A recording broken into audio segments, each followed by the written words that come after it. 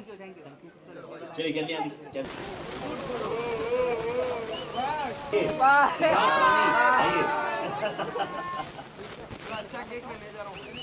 आइए सभी, संकल्प, आंचल, अर्चमन, पारुल और भी टिकटर मुंबई की प्रोग्रामिंग टीम सारे आ जाए।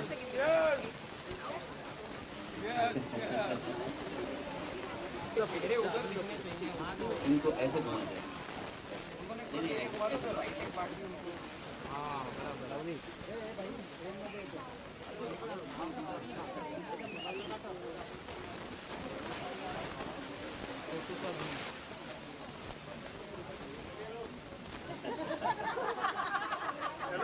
अब रुका नहीं जा रहा।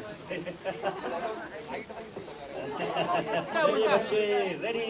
छुरी उल्टा, छुरी उल्टा। डाबर हनीटस, जूनियर राजे।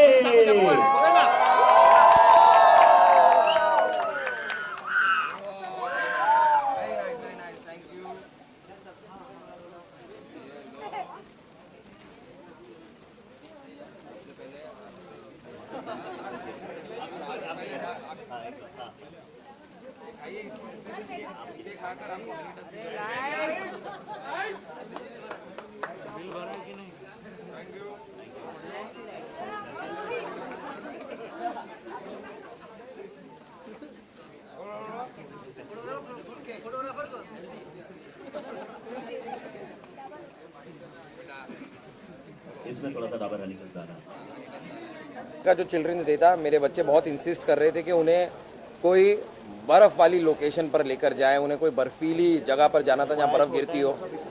बहुत ही मजबूरी में, क्योंकि मैं बहुत बिजी था शूटिंग में और मैं बहुत ज़्यादा उन्हें कहीं नहीं ले जा पाया, तो मैं उन्हें फीनिक्स मार्केट सिटी मॉल ले गया और वहाँ पे एक बर्फ़ वाली जगह है जो उनके पास एक स्नो फ्लोइंग का एक बड़ा सा कमरा है, तो बस वो दिखा के मैं उन्हें ले आया। It's called snow world I think.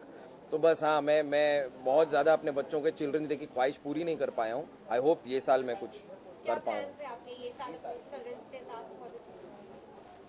देखो यार, आप लोग मुझे टेंशन मत दो, क्योंकि मैं वैसे बहुत ऐसे शूटिंग कर करके मैं लेट घर पहुंचता हूं, मैं बहुत ज़्यादा बच्चों के साथ वक्त नहीं बिता पाता, तो मैं लेकिन कवर अप करता हूं। मैं वही जितना टाइम बचता है उतना करता हूं। What I am going to try and do is that I will wrap up shoot by about 2 o'clock और सो, और फिर बाकी का दिन मैं ऐसे ही। और अब ये मैं अपने मन से नहीं कह रहा, ये सब अपने बच्चों के साथ करते होंगे, लेकिन मेरे बच्चों को सबसे ज़्यादा पसंद यही है कि हम किसी मॉल में घूमें और एक मूवी देखें और खाना खाएं, गेम जोन में जाके गेम्स खेलें। ये मेरे बच्चों का मेन टाइम पास है जो उन्हें बहुत ज़्यादा पसंद है, तो मैं वही कराऊंगा उन्हें यार। आई गेस एंजॉय करेंगे वो।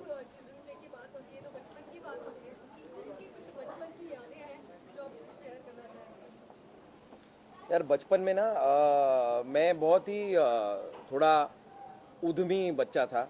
मैं थोड़ा ज़्यादा ज़रूरत से ज़्यादा एक्टिव था, जो कि मेरे ख्याल से आजकल मैं जितने बच्चे देखता हूँ ना, आज सब काफ़ी एक्टिव रहते हैं। फिर भी हमारे टाइम में एटलीस्ट इतना तो नहीं था, हमारे पास गेम्स और आईपैड्स और ये नहीं थे खेलने के लिए, फोन्स के ऊपर गेम्स नहीं खेला करते थे, वीडियो गेम्स इतने नहीं खेलते थे। बट फिर भी मैं अपने बचपन में, जहाँ तक मुझे याद पड़ता है, बहुत ही एंड टिल डेट एक चीज़ है कि मैं आज भी, मुझे बहुत ये सुनना पड़ता है मेरी माँ से और मेरी बीवी से भी। They always keep telling me, Kiku when will you grow up. ये अब तक ये सवाल पता नहीं मुझसे पूछा जाता है, बट आई रियली थिंक कि ज़्यादा ग्रो अप होने की ज़रूरत नहीं है। I think everyone should have a child in you and be as you are, because I think being a child is the most beautiful thing. तो ज़्यादा grow up करने के एफर्ट ना करें। कोई आपसे ये भी कहे ना when will you grow up, और I will never grow up, I don't want to grow up.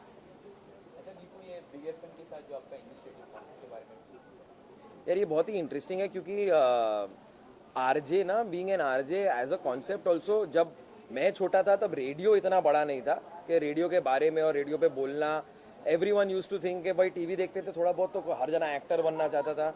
But today being an RJ is a big thing. आजकल बच्चे एस्पायर भी करते हैं, बोलते भी हैं कि वो यही करना चाहते हैं जो ये रेडियो पे सुन रहे हैं। I want to be like this person के रेडियो पे इतना, मेरे खुद के बच्चे। और आजकल वेरी फ्रैंकली कोई सीडीज वीडीज मैं खुद ही नहीं खरीदता, मैं इतने गाने सुनता नहीं जितना, मतलब मैं गाने की मैं डाउनलोड नहीं करता और मैं सीडीज नहीं खरीदता, सिर्फ रेडियो सुना जाता है। तो मेरे ख्याल से आजकल बिकॉज इतना चलन है रेडियो का, बच्चे रियली एस्पायर करते हैं। और बच्चे आजकल टॉकेटिव तो हैं ही यार, बहुत बातें करते हैं और बहुत ही हाजिर जवाब भी हैं। मेरा खुद का बेटा कितना हाजिर जवाब है, हर सवाल का जवाब होता है उसके पास, चाहे वो बहुत पॉजिटिव जवाब ना भी हो, लेकिन है तो सही। तो I think it's a very nice thing where जो बच्चे रोज करते हैं उसके लिए उनको एक प्लेटफॉर्म दिया जा रहा है उसमें ही एक्सेल करने के लिए, which is I think brilliant. I think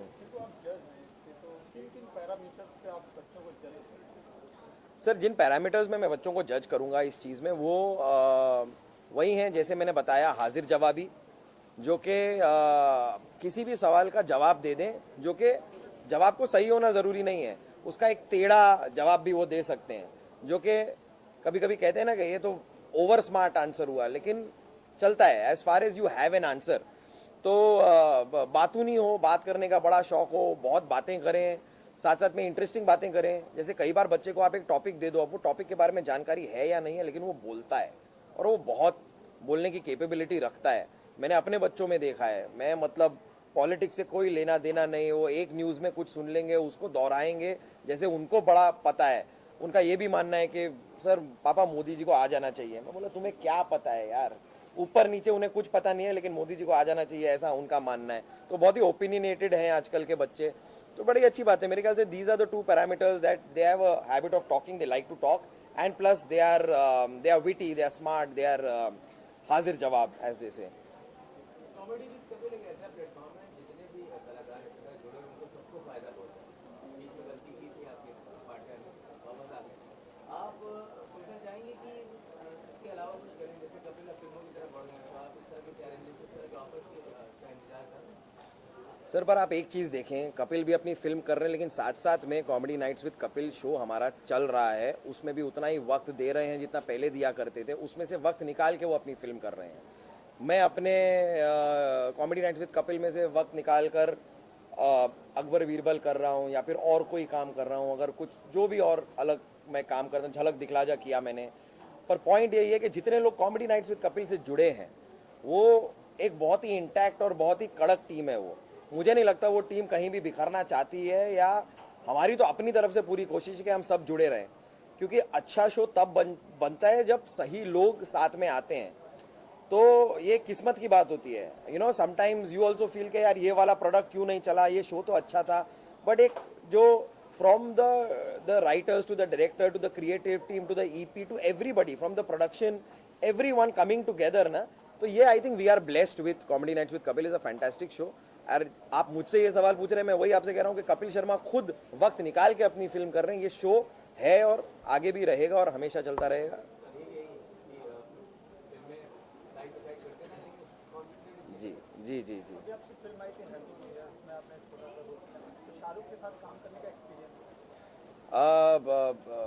मैं जितना भी छोटा सा रोल था मेरा, लेकिन फिर भी शाहरुख खान एक बहुत ही अच्छे प्रोड्यूसर हैं। मेरा बहुत लंबा काम नहीं था, मेरी एक दिन की शूट थी, लेकिन जितनी भी थी, जब मैं वहाँ पर पहुँचा, Shahrukh Khan has great regards and a lot of respect for comedy nights with Kapil the show.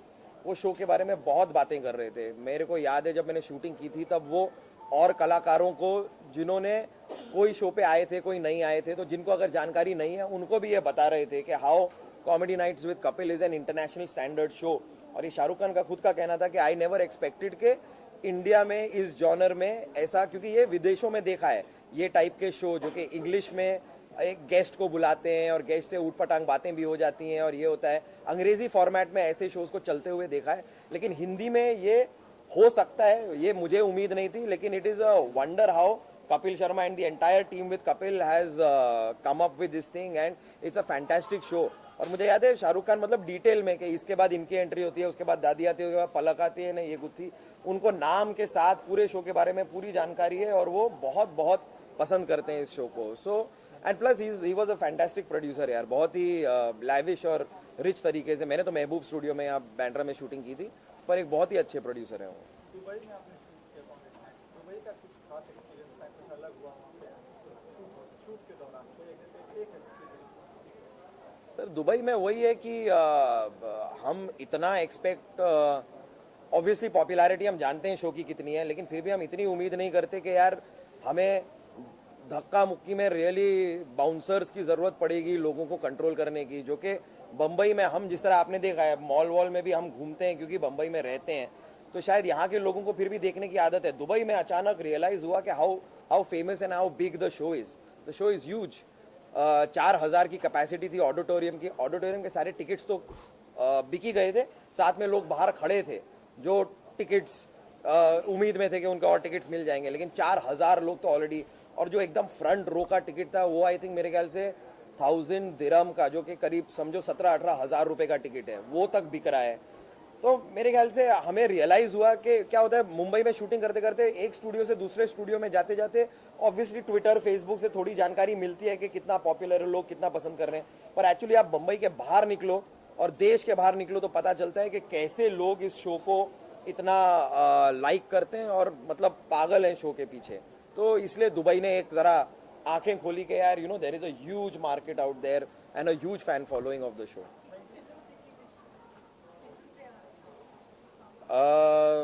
Children's day पर मैं सभी बच्चों को विश करना चाहूँगा। I wish you a very very happy children's day.